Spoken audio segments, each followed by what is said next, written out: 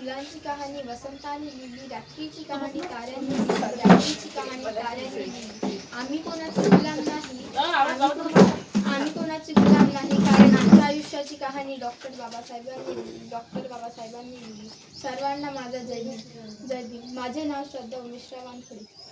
आज 14 एप्रिल अर्थात विश्वरत्न भारतीय राज्यघटनेचे महामानव डॉक्टर बाबासाहेब आंबेडकरांची आज 135वी जयंती.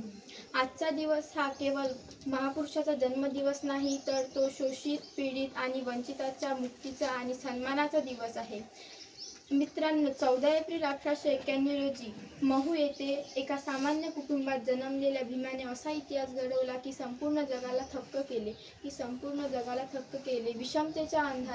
विषमतेच्या अंधारात खितपट पडलेल्या समाजाला समतेचा प्रकाश दाखवण्याचे कार्य बाबासाहेबांनी केले. त्यांनी पददलित महिला काम विकासासाठी त्यांनी आयुष्यभर संघर्ष केला. शिक्षण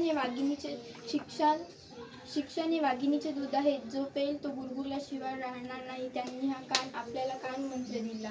त्यांनी आपल्याला शिका, संघटित व्हा आणि संघर्ष करा हा मूल मंत्र दिला. त्यांचा आपण वापर करून आपले भविष्य उज्ज्वल करू शकतो. आज आपण जे काही समतेने जगत आहोत ते फक्त बाबासाहेबांनी दिलेल्या संविधानामुळे. त्यांनी या देशाला लोकशाही, कायदेशीर राज्य दिले.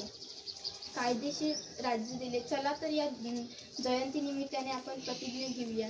शिक्षणाचे महत्त्व समजून घेऊया आणि एका प्रगत भारत देशाची निर्मिती करूया. शेवटी मी एकच म्हणेन, दलितांचे तुम्ही तलवार होऊन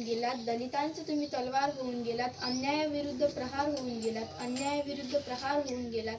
होते ते गरीबच, मात्र या देशाचा कोहिनूर होऊन गेला.